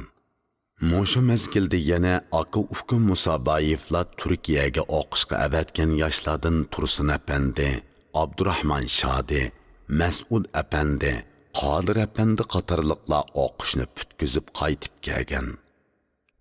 Ularmu bu maktabda muallimlik qilgan. Emrullah Bey qatorliq turkiyalik ziyolilar Ustunatush bilan Qashqarda 20 yilcha turish jarayonida kishilarning yangicha ma'arifga bo'lgan tonishini va muhabbatini hassalab kuchaytgan. Ularning ta'siri bak zo'r bo'lgan. Ular 1915-yili atiyozda Afg'onistonga chiqib ketgan. Shu yili 6-oyning oxiri Darul Muallimin o'quvchilaridan imtihon elinib, 27si imtihondan o'tib, ibtidoiy maktablarda o'qituvchilik qilish salohiyatiga erishgan. Qolgan 60dan ortiq o'quvchi ta'tildan keyin davomli o'qiydigan bo'lgan. Ularga Bahauddin Bay maxsus maktab formasi tarqitib bergan. Qashqardagi taraqqiyparvar yoshlar bilan yangidan o'qish putkizgan 27 o'quvchining ichidagi qashqarlik yosh muallimlar Qashqarda yangicha maktablarni qurishga niyat bog'lagan. Ular Qashqardagi Obulasan Musaboyevning qorosida Ahmad Kamal boshchiligida maktab ochishning konkret planini tuzgan. Ammo ularning tirishchanligi qattiq qarshilikka uchragan. Ularni mutaassib kuchlar hukumat doiralariga tashkilot qurib faoliyat qilyotidi deb chaqqan. Natijada Ahmad Kamal boshliq bir nechalan turmaga solangan. 3 oyda tirkish orqali oxir taraqqiyparvar kuchlar hukumatning qo'llashini qo'lga keltirib, yangi maktab ochishga ruxsat olgan. Bu to'g'riliq Ahmad Kamal o'zining aslimisida mundoq yozgan. 1915-yili 11-oyning 3-kuni kechda Bahauddin Bay hazratlarining riyosatchiligida bir muzokara yig'ini ochilib, natijada maktab mudirligiga birodarimiz Qodir apandi, yuqori sinflarning muallimligiga Ahmad Nijati apandi, töven sinflarning muallimligiga Atush Darul Muallimin birleşmesini putkuzgan shogirdlarimdan Qosim Sidqi, Hüseyin Hüsnü apandilarni tayinlash qaror qilindi. Shuningdan bir kun o'tibli darslar boshlandi. Janobi Allohning ijozati va inoyati, Qashqa yoshlarining g'ayrat shijoati natijasida Hiloliya, Rashodiya degan viviskalar maktablarimizning ustiga esildi. Shahardagi maktablarning ochilishi bilan sahrodagi maktablarimizdami darslar boshlanib, ko'nglimizdagi qayg'u hasratlar ko'tarilib, baxtga, xushalliqqa cho'mdik. Qashqada turishliq Rossiya konsulxonasi bilan Yangzingshin hukumati Qashqa Atushlarda jadidchi maktablarning ochilishiga so'q pozitsiya tutadi. Lekin to'sib qo'yishga bir bahona topolmay turadi. Kutmaganda 1916-yili 7-oyning 7-kuni Orenburgda nashr qilingan Vaqt gazetining 2037-sonida besilgan bir maqola munosabati bilan Qashqada yengillik tarafdorlarining vakili Bahovuddinbay bilan ko'nilik tarafdorlarining homiysi Ömerbay o'ttirisida egri ziddiyat kelib chiqqan. Mashhur tatar muxbir Nushrvan Yaushev tarafidan yozilgan bu maqolada Darul Muallimin maktabini Qashqa shahrida etishga Ömerbayning to'sqinlik qilganligi, shu sababdan eksaqti qurilganligi masalasini cho'ridab tanqid va mulohiza yurgizilgan. Bu tanqid va mulohizalar Ömerbayning titang tomiriga tekkan. Natijada Yangzingshin hukumati oldida alohida imtiyozga ega Ömerbay qo'soq ko'pikini chiqarish uchun jadidchi maktablarni taqib etishni, unda qilmasa oqibatining bakmi xatarlik bo'ladiganligini askartib hukumatga jiddiy arz sungan. Yangicha maktablarni to'sishning bahonasini topolmay turgan Yangzingshin hukumati buyruq tushirib barliq yangicha maktablarni taqatqizib etgan ham Ahmad Kamolni qaytadan qo'lga olgan. Ahmad Kamol qo'lga elingandan keyin Urumchiga yo'lab opirilib 2 yil turmaga qamalgan. 1919-yili Shanxay orqali Turkiyaga qaytib ketgan. Shuning bilan eksaqti qurilgan Uyg'ur yangi ma'arif tarixidagi tunji Darul Muallimin taqilib qolgan. Qashqa va Otushda yelinjigan yangi ma'arif mash'allari vaqtliq o'shgan. Shundaqdami bu maktabda tarbiyalangan o'quvchilar keyingi yillarda o'zlarining tegishli rolini joriy qildirgan. Navoda eksaqti qurilgan ashu Darul Muallimin 10 yil izchil o'qituvchi yetishtiralagan bo'lsa edi, Şinjanning bo'libmi Janubiy Şinjanning yangi ma'arif ishlarida 1930-yillarning o'ttirillari shakllangan dag'adug'liq manzara shu chaqdili shakllangan bo'ladi. 6-tuhfa elektr, telefon va kinoni epkirish. Elektr, telefon va kino avomni eng qiziqtiradigan yangi madaniyat hodisasi hisoblanadiganligida shak yo'q. Nopozliq qomuslarda yozilishicha, Jungoda eng dastlabki elektr energiyasi yoritishga ishlatilgan elektr manbasidan iborat bo'lib, 1879-yili 4-oyning 11-kuni Shanxay shahri Xonku rayonidagi Angliya soda shirkatining 7,46 kilovatlik dizel generatorlar gruppasi sinov tariqasida yurgizilib muvaffaqiyat qozongan. 5-oyning 17-18 kunlari bu generatorlar ta'minlagan tok bilan chiroqlar vaytanni yoritgan. Ana diyorimiz Şinjangda elektr eqimi va telefon tunji qitim 1909-yili Musabayev teri zavodida ishlatilishga boshlagan. Ular 120 at kuchiga teng parvay qozon va 120 at kuchiga teng parvay mashina bilan 75 kilovat tok chiqaradigan elektr motorni harakatlantirish orqali zavod uskunlarini ishlab chiqarish holatiga kirgizgan. 50 lampochka yoritgan. Bu hal uzoq asrlardan beri nodonlik va xurofotlik asoratida turib kelgan xalqqa fan texnikining afzalligini tonutadigan alohida yangi hodisa bo'lgan. 11 yildan keyin Şinjan o'lkalik hukumatining mablag'i bilan 1920-yili Urumchida bir elektr stansiyasi qurilgan.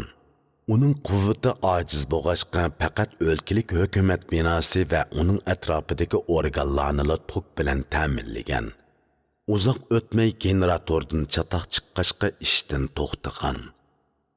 Aka-uka Musaboyevlar yana zavod ichida sexlar aro telefon o'rnatgan ham G'o'lji shahrida 36-nomerli kommutator o'rnatib, shu vaqtdagi Do'tay, Shangan qatorliq hukumat o'rinlarining va shaxslarning uylariga telefon o'rnatib, kishilarni telefon bilan so'zlashish imkoniyatiga ega qilgan. Bu telefonlar 3-4 yil ishlagandan keyin shu vaqtdagi aksiyatchi hokimiyat yo'l qo'ymaganlikdan eptashlanib, faqat Musaboyevlarning bosh idorasi bo'lgan kontor qoro, yung yuydigan moyk qoro, Musaboyev teri zavodi joylashgan zavod qoro va aka-uka Musaboyevlarning turalg'usi joylashgan bog' qorodan iborat 4 o'rindagi telefonlar 1935-yilga qadar ishlab kelgan. 1935-yili Shingshisay davrida G'o'ljida telefon o'rnatgandan keyin amaldan qolgan. Bu voqea Shinjang elektr tazkirasi bilan telegraf tazkirasining tunji betini tashkil qiladi albatta. Kinoga kelsak, kino apparatini germaniyalik Oskar Master 1893-yili 6-oyning 15-kuni tadqiq qilib yasab muvaffaqiyat qozongan. 1896-yili Oskar Master 64 kino qo'yish apparati yasab, mamlakat ichiga 44 apparat, Avstriya, Italiya va Rossiyaga 20 apparat sotgan. Shu yili u Berlinning Brandenburg degan yerida kino ishlagan. Aka-uka Musaboyevlar Germaniyadan import qilgan teri zavodining ishlab chiqarish holqinlarini tushundiradigan hujjatli kino filmini kirib, texnik va ishchilarga takror qo'yib berish orqali ularni tarbiyaga ega qilgan. Aka-uka Musaboyevlar bu hujjatli filmni kirganda yana tabiat bilimlari tasvirlangan bir necha chos hujjatli filmni billa kirgan. Bu filmlarni germaniyalik texniklar kino apparati orqali kishilarga qo'yib bergan. Aytilishicha, kino apparati va hujjatli filmlarni elib texnik xodimlar bilan billa avval Qashqarga kelgan. Bu hujjatli filmlar Qashqa otishda bir necha navbat qo'yilgandan keyin G'o'ljiga berilib, G'o'ljida ommaga qo'yib berilgan. Bu yangi madaniyat hodisasi ayni vaqtdagi nodon avomning taraqqiyotga bo'lgan tonishini kuchaytirishda muhim rol o'ynagan.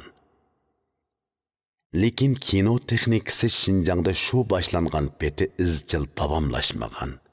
Bundoq bo'lishida nima sabab bo'lganligini bilgilab bo'lmaydi. 1930-yillardan boshlab ondan kino qo'yish ishlari Shinjongda izchillikqa ega bo'lgan. 7-tuhfa futbol harakatini boshlash. 2006-yili Markaziy televiziya stansiyasining 1-yurish kanalining Junxo millatlari programmasida 85 yoshlik Muhammad Sununning oilasi asos qilinib 3 qismga bo'lib tanishtirilgan 100 yillik futbol kenti degan maxsus film bilan Eksoq kenti butkul Jungo miqyosiga mashhur futbol kenti bo'lib tanildi. Her ayda 2 son chiqadigan tantarbiya rasmlik jurnalining 2011-yillik 10-sonining muqovasida 100 ko'zi oftobda ko'yib qaradab ketgan, qin-qiniga patmay vaqirab sakrab ketgan eksoqliq futbolchi bolalarning sho'x tetik qiyofati namoyon qilindi.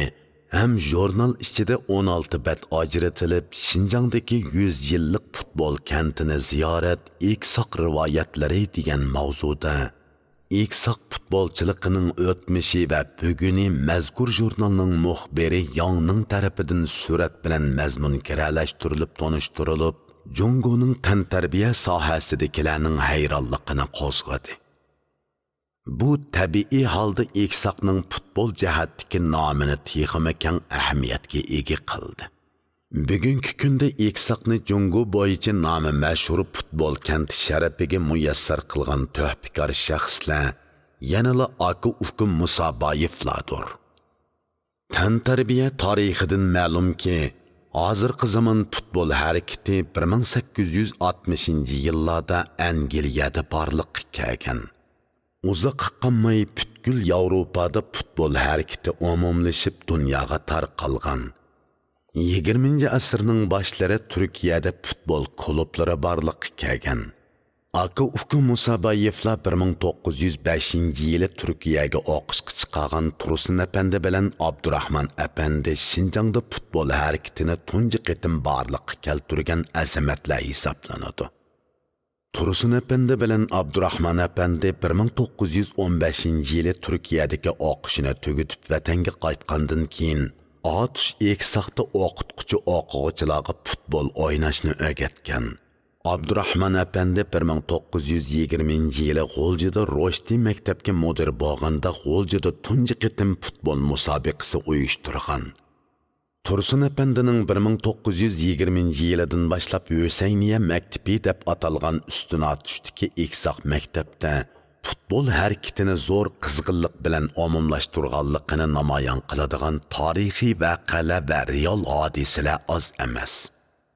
Masalan, Eksaq futbolchiligining yuksalgan holatini Qashqarda turishliq Angliya konsulxonasidagi xodimlar va askarlar bilan musobaqalashganda utib olganligidan ko'rib olg'ili bo'ladi.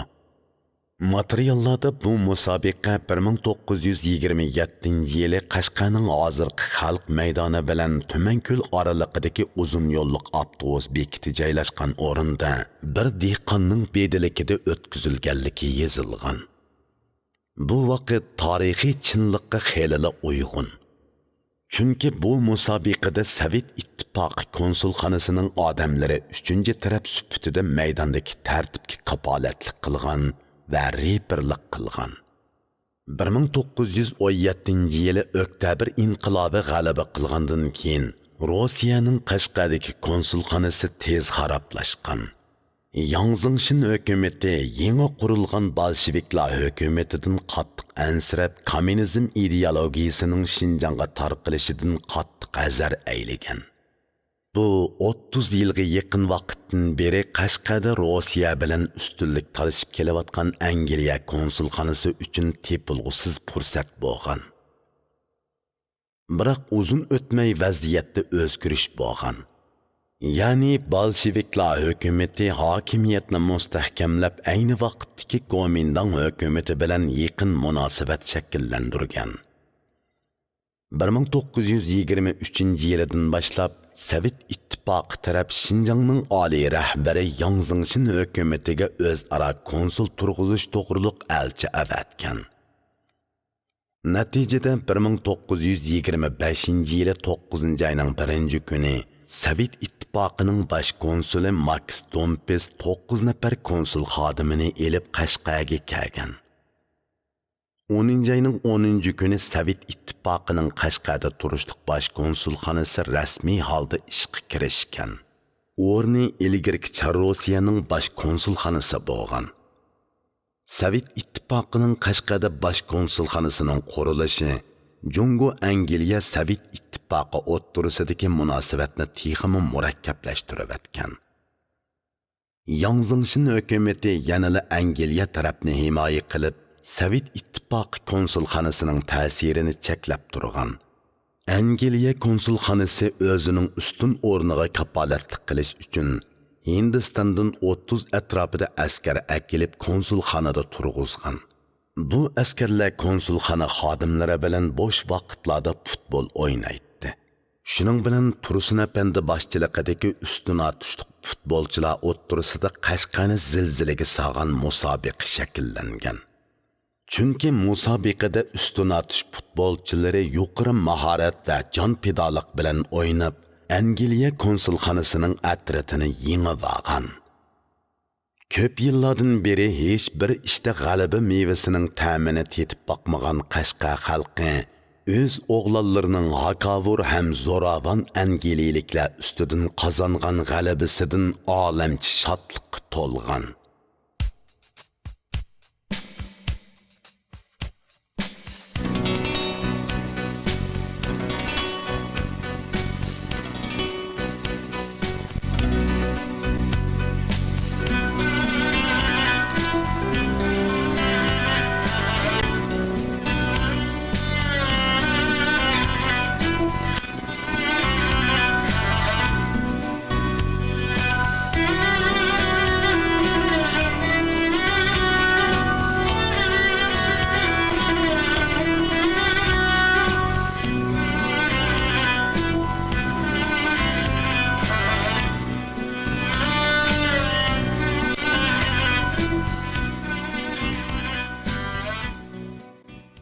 Abdurrahman Shodi apandining tirishchanligi bilan G'oljida boshlangan futbol harakati 1930-yillarda avjiga chiqqan.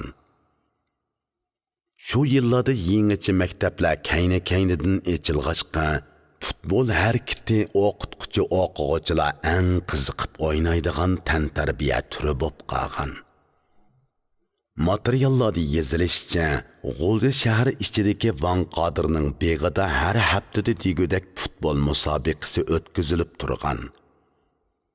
Xinjiangning futbolchiligi ana shu asosda taraqqiy qilib 1950-yillarga kelganda keng ommaviy tanharakatga aylangan. 1951-yili 10-oyda Murod, Jabbor, Aziz, Hamdul qatorliq 18 kishidan tashkillangan Xinjiang futbol komandasi Junxo Xalq Jumhuriyati qurilgandan keyin tunji bo'lib o'tkazilgan G'arbiy Shimol futbol musobaqasiga qatnashib chempion bo'lgan. Keyingi qitimlardami yaxshi natijalarni qo'lga keltirgan. Demak, yangi Jungo qurilgan dastlabki vaqtlarda Xinjiang futbol komandasining yuqorqidek yaxshi natijalarga erishishi va donliq futbolchilar yetishib chiqib davlatning futbol harakatining rivojlanishiga kuch qo'shib turtki bo'lishi, davlatlik tantarbiya komitetining Atush Eksoq va G'o'ljini futbol yurti deb tilga elishi futbolning Xinjiangda uzun tarixga ham kuchli ommaviy asosga ega ekanligini isbotlaydi. Eksoq kentida 1990-yillargacha 60-70 yoshlardagi bovaylarning o'zaro musobaqalashib futbol o'ynash odati doim ko'rilib turadigan ahvol edi. 1990-yillarning 5-ida Xinjiang televiziya stansiyasi ishlagan Atush saylisi degan san'at filmida bir necha bovayning o'zini unutgan holda futbol tepiyotgan ham sakrab to'pni ustiyotgan ko'rinishi hali ham kishilarning esida. Hozirmi eksoqliqlar futbolni barliq tantarbiya turlaridan ustun qo'yib muomala qiladi. Eksoqliq yosh o'smirlar futbol o'ynashni yigitlikning eng ro'shan belgisi deb qarashadi. 8-tuhfa chorva naslini yangilash. Eli chorvachilik rayoni bo'lish sifati bilan chorvachilik ishlari ko'lamlashgan va taraqqiy qilgan. Eli chorvachiligining taraqqiyoti va chorvalarning naslini yaxshilashda Aka Ufku Musaboyevlarning gavdalik tuhfasi bor deb aytishga bo'ladi.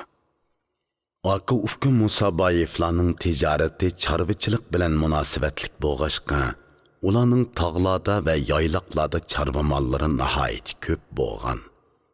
Musaboyevlar jamiyatining 1909-yili 80 ming tuyoq qo'yi, 10 ming tuyoq kolisi, 2 ming tuyoq yilqisi baliqi Jainxi bilan Jangjang birlikda yozgan Eli Musaboyev teri zavodi haqida so'z degan maqolada tilga ilingan. Aka Ufku Musaboyevlar 20-asrning 5-dan boshlab yiliga 100 ming tuyoqdan ortiq chorva molni Rossiyaga eksport qilib turgan. Yilda 1-2 qitim bo'ladigan chorva sodasida Qorg'asdagi soda eg'izida eng boshda Musaboyevlar jamiyatining bir-biridan semiz otlari chegaradan o'tkaziladi. Demak, chorva egiligi ham chorva sodasi jihatda oldingi o'rinda turadigan Musaboyevlar jamiyati elining chorva naslini yangilash jihatda alohida tirishchanlik ko'rsatgan. Ularning bu jihatdagi faoliyati 20-asrning 20-yillari boshlangan. Dastlab Aka Ufku Musaboyevlar Rossiyaning G'o'ljaga qochib kelgan Oqlar armiyasining askari Arloviskidan bir nasllik ayg'irni setib olib nasllantirgan bo'lsa-mu, elingan nasl shalg'ut chiqib sap naslga erishanmagan. Materiallarda yozilishicha, Bahauddinbay Ukrainaning Odessa shahridan 15 tuyoq nasllik ayg'ir, Qozog'istonning Avliya Ota shahridan 29 tuyoq nasllik siyirni eliga epkagan. Bahauddinbay epkagan bu nasllik ayg'irlarning turlarini kishilar Anglo-Arab, Angeliski parroda va Badaxshoniski parroda deb farqlantirib atashgan.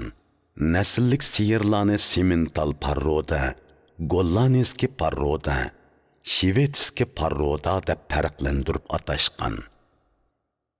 Bu nasllik ayg'ir va siyirlarni beqishqa Sovet ittifoqidan 2 mutaxassis taklif qilingan.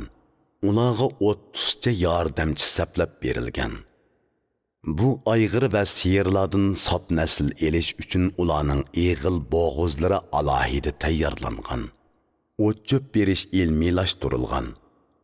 Ularni damaldirish, yuyundirish o'rinlari hozirlangan. Nasllantirish nihoyatda unumli bo'lgan. Aka Uka Musabayevlar Tekes, Mo'ng'ul Ko'ra, Ko'nas, Yulduz qatorliq o'rinlardan tanlangan siyir, biyalarni ep kelib, mazkur nasllik ayg'ir va biyalar bilan nasllantirgan. Musabayevlar jamiyatiga mansub charumallar ichida nasllik ayg'ir va biyalarning soni 1952 yilga kelganda 2000 tuyoqdan eshib ketgan. Ular yana Ramboliya Berekos nasllik qo'shqalardan 40 tuyoq akilib qozoq qo'ylari bilan chetishtirgan. 1952 yilga kelganda Musabayevlar ilkidagi sop nasllik Ramboliya qo'yi 10,000 tuyoqdan eshib ketgan. 9-tuhfa Musabayevlar ruhini yaratish. Mashhur savdo sanoatchi, taraqqiyparvar korxonachi Aka Uka Musabayevlar o'zlarining o'chmas tuhfalari va ta'sirlik ish izlari bilan Musabayev jamiyatining nomini mashhur qilib qolmay, balki butkul Uyg'ur xalqining savdo sanoat, madaniyat, ma'arif tarixida shonliq sahifa yaratgan tuhfikor azamatlardir. Bugungi avlodlar ularning bir qo'lida milliy sanoatning bayrog'ini lapildatgan, bir qo'lida yangi ma'arifning mash'alini yelinjatgan nuroniy obraziga qalb qasridan hurmat bilan o'rin berdi. Aka Uka Musabayevlar bu o'chmas utuqlarni qandoq yaratgan? Bu yerdagi sirzodi nada? Biz bu utuqlarning barliq kelishida rol o'ynagan muhim omilning nima ekanligi ustida astoydil o'ylanishimiz zarur. Nazar doirasi tor ba'zi kishilar puli ko'p bo'lg'achqa shundoq qilalagan deb bakmi yuza o'ylashi mumkin. Haqiqatan Aka Uka Musabayevlar ayni chog'da katta boylardan edi. Lekin ayni vaqtda G'o'lja, Qashqa va Otishlarda ularga yetib qopadigan boy savdogarlar yo'q emas edi. 18-asrda boshlangan ichki urush va sirtning tajovuzi natijasida 100 yillab alsiragan ona diyorimiz 1884-yili o'lka bo'lib qurilgandan keyin nisbiy muqim holatga qadam qo'ygan. Challung davridan buyon Xinjiangda harbiy mahkama tuzumi yo'lga qo'yilgan edi. Harbiy mahkama tuzumida lashkarlarni boshqaradigan amaldorlar ko'p, avomni boshqaradigan amaldorlar oz edi.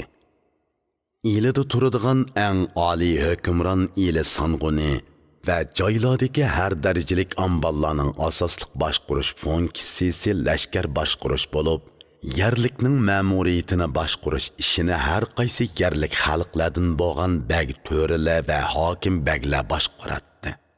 Janubiy Xinjiang rayonida asosliqi Uyg'urlar o'ltiraqlashgan bo'lib, xalq ishlarini yanada aslidagi cho'ng kichik baglar boshqaradi. 1884-yili 9-oyda Xinjiangda o'lka tuzumi ta'sis qilinib, Uyg'urlarning an'anaviy baglik tuzumi amaldan qoldirilganligi jakarlanib, faqat martaba nomili saqlanib qilindi. O'lka qurilib, baglik tuzum amaldan qoldirilgandan keyin azaldan xalq ishlarini boshqarish huquqiga ega bo'lib kelgan baglar qatlami tezla ojizlab ketgan edi. U chog'da qaloq nodon holatdagi Uyg'ur jamiyatining ijtimoiy qatlami to'liq oddiy edi. Baglar qatlami, molla xalfatlar qatlami, hunarvarlar qatlami, dehqonlar qatlamidan iborat to'rtli ijtimoiy qatlam bor edi. 1880-yillardan keyin Xinjiang ham O'rta Osiyo o'lkalarida Char Rossiya bilan Britaniya imperiyasining bozor echish ham xom ashyo manbasini egallash urinishlari natijasida soda tijorat ishlari jonlanib Uyg'ur jamiyatida yangi ijtimoiy qatlam bo'lgan boylar qatlami rasmiy shakllangan. Natijada boylar qatlami baglar qatlamining o'rnini elib amaliy kuchga ega yangi qatlam sifatida ko'zga ko'ringan. Boylar qatlami ayni vaqtdagi Uyg'ur jamiyatini tashkil qilguvchi dehqonlar qatlami, hunarvanlar qatlami, molla xalfatlar qatlamiga qaraganda amaliy kuchlik, faoliyat doirasi keng qatlam bo'lgan. Lekin bu boylar qatlamini tashkil qilguvchi boylarning mutlaq ko'pida aka-uka Musaboyevlarda bo'lgandek yuksak ruh bo'lmagan. Bo'lgan taqdirdami yetarlik bo'lmagan. Ma'lumki, bir odam faqat pul meli ko'p bo'lish bilanla haqiqiy boy hisoblanmaydi. Bundaq boyliqqa ruhiy boyliq qo'shilmasa, undaq nodon boylar faqat pulningli xo'jasi bo'lish bilanla kifoyalanadi.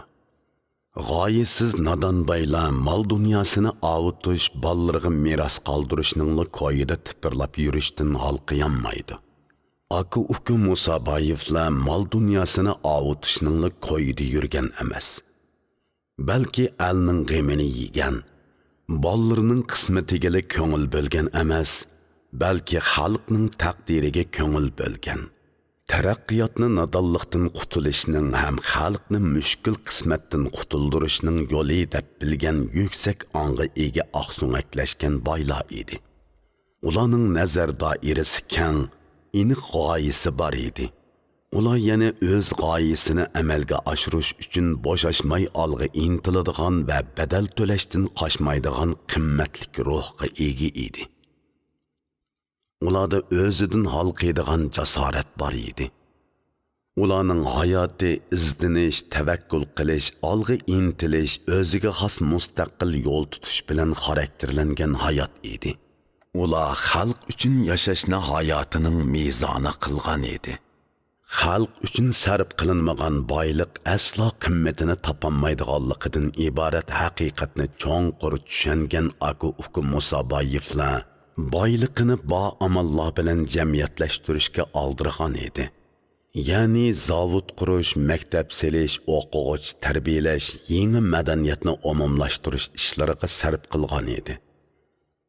Aka-uka Musaboyevlarga o'xshash yo'l tutgan boylar ayni vaqtdagi boylar qatlami ichida ancha ko'p bo'lmagan. Bir qism mas'uliyatchan, saxovat ruhi kuchli boylarlar jamiyat uchun tegishli tuhfa qo'shgan. Shunga ular keyingi kunlarda pushaymonlik oqibatga qolmadi. Chunki ular mol dunyosini imkoniyatining boricha xalq ishlariga sarf qilib olgan edi. Boshqa boylarning mutlaq ko'pi boyliqini jamiyatlashtirishning o'rniga xotin bolalarga meros qoldirishning g'amida bo'lib, topgan taginini oltin tillaga aylantirib yerga ko'mib xazinalashtirdi. Oxirgi hisobda jallod Shingshisay boy deb sanalish va hoji deb atilish bilan ko'plab xotin elishni oliy maqsad bilib yashashga odatlangan bu nodon boylarning necha 10 yillardan beri to'plagan oltin tillalarini issiq jeni bilan qo'shib bulab elib hammani o'zining qilib oldi. Natijada mol dunyo to'plashdan boshqani bilmaydigan minglagan 10 minglagan bu nodon boylarning urug' avlodi mangulik hasrat nadomatda qoldi. Ularga dodilaridan quruq nomli qoldi. Bularning ichida eng tipik bo'g'ini Janubiy Shinjongda danqi mashhur Ömerboy edi. Turli haq-huquqlar qonun orqali kafolatlantiriladigan bir ishonchli jamiyatda yashamay turib, asabiylik bilan mol dunyo to'plashga berilgan Ömerboyga o'xshash kaltipam, ijtimoiy mas'uliyat ingi yo'q minglagan nodon boylarning fojialik taqdiriga echinmoqdan boshqa amal yo'q. Ulardan avlodlarga echinishlik ochiq saboqli meros qoldi xolos. Nazar doirasi keng aka-uka Musaboyevlar burnining uchini ko'radigan nodon boylardan farqlanadi. Ular yangilikqa, taraqqiyotga, ilg'orlikqa herisman edi. Jaholatga, nodonlikqa, qaloqlikqa qarshi edi. Ular nazarani dunyoga tikkan edi. Barliqini vatanning kulpatlik taqdirini o'ngshashga atagan edi. Ular iqtisodni to'rik, ma'arifni mash'al, taraqqiyotni birdan-bir to'g'ri yo'l qilib tanlagan edi. Mana bu Aka Ufqi Musaboyevlarning ruhi. Jasorat va farosat nurlari bilan chaqnab turgan bu oliyjanob ruh, ulardan avloddan avlodga meros qolgan qimmatli boylik.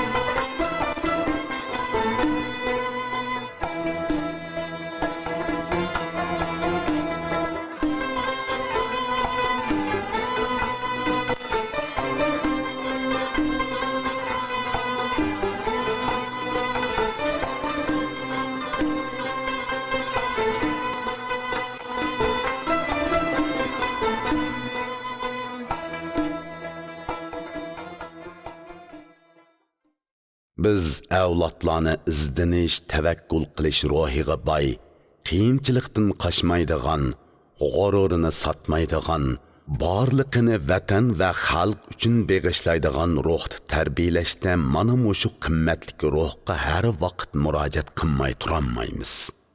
Shubhisizki, Aka Ufqi Musaboyevlarning ruhi bizga har zaman farosat va jasorat beg'ishlaydi.